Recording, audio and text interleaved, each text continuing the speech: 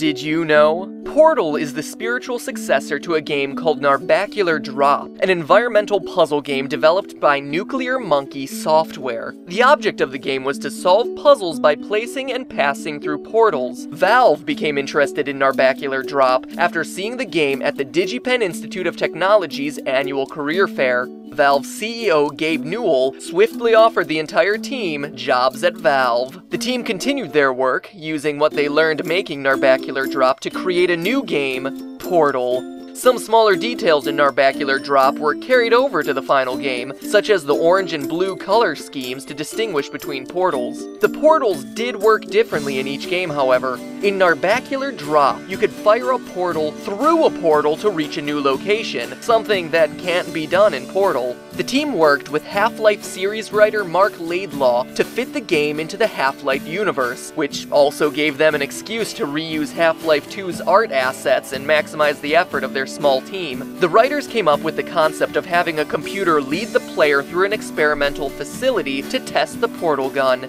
This quickly led to ideas for humorous situations and interactions between the player and computer, and the team decided this type of writing would work well in the game. Originally, there were more environmental objects throughout Portal, but they were ultimately stripped away due to playtesters trying to incorporate these objects into puzzles. The objects were distracting, so a largely blank area made it easier to see important objects and let the testers know what they had to work with. There were also plans for office areas to be playable after the test chambers and maintenance areas, but the team was short on time and couldn't include them. The final showdown with GLaDOS was also changed. Chell would originally be chased by lasers, have to redirect rockets while avoiding turret fire, followed by a chase sequence escaping from GLaDOS. The fight was changed based on feedback from playtesters, who preferred a simple puzzle-like boss with a countdown timer. There were also plans to introduce Ratman, an elusive character who leaves messages throughout the maintenance areas, but this idea was cut to keep the storyline simple.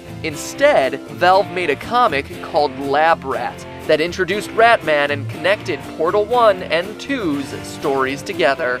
Work on Portal 2 began almost immediately after the release of Portal, and was planned to be a standalone product. Valve intended to re-surprise players in Portal 2 by only using all new mechanics. One of these new mechanics was named F-Stop, and was the focus of development for 5 months. F-Stop did get some positive feedback, but every playtester was upset at the lack of portals in the game. F-Stop was dropped from Portal 2 and put aside for possible use in another game. One of the new mechanics that did make it into Portal 2 were gels. Gels give the surfaces of objects specific properties to help solve puzzles. One of the gels, when unused, it allowed Chell to defy gravity and walk on any gel-coated surface. Although it was an interesting mechanic, it gave playtesters motion sickness and was ultimately removed. The game was also planned to have a competitive multiplayer mode. The mode would have been based around one team trying to move a ball from one side of an area to another using portals, while the other team would try to stop them. The matches tended to become hectic during testing, so Valve decided to ditch the mode and focus on the cooperative puzzles instead.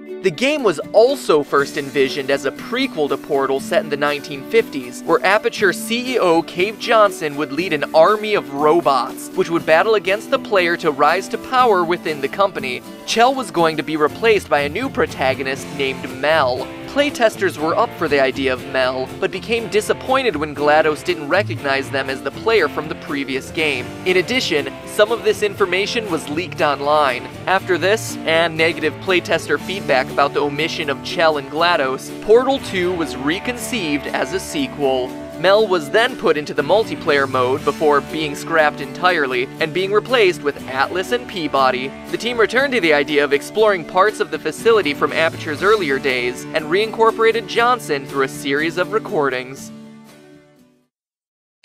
Two inanimate objects in the original Portal have taken on a life of their own. According to Portal writer Eric Wolpaw, the idea of using the infamous Black Forest cake as the reward in the game came from a group meeting. At the beginning of the Portal development process, we sat down as a group to decide what philosopher or school of philosophy our game would be based on. That was followed by about 15 minutes of silence, and then someone mentioned that a lot of people like cake. The cake itself is a Black Forest cake from the nearby Regent Bakery and Cafe in Redmond, Washington, and its recipe is scattered among various screens in the game. The bakery's Black Forest cake has since boosted in popularity thanks to Portal. Another object in the game, the weighted companion cube, came to Wolpa while he was reading a, quote, declassified government interrogation thing. In this interrogation thing, it showed how isolation led to test subjects becoming attached to inanimate objects. Project lead Kim Swift stated, "We had a long level called Box Marathon. We wanted players to bring this box with them from the beginning to the end, but people would forget about the box. So we added dialogue, applied the heart to the cube, and continued to up the ante until people became attached to the box. Later on, we added the incineration idea. The artistic expression grew from the gameplay." Incinerating the weighted companion cube was added as a result of the final boss battle design. Valve recognized they hadn't introduced the idea of incineration in the game, but it was necessary to complete the boss battle with GLaDOS. Incinerating the cube taught the player about the mechanic. Speaking of the companion cube, did you know there's currently an online theory exposing a dark secret hidden behind the cube's cute pink hearts? It's actually new on my channel now, so hop through this portal to check it out. But before you do, be sure to subscribe to Did You Know Gaming on YouTube and follow us on the Facebooks and the Twitter. Also, be sure to check out didyouknowgaming.com, where we post gaming trivia every single day. Now, having subscribed, liked, and followed, port away, dear viewer, to see the companion cube's dark truth unfold.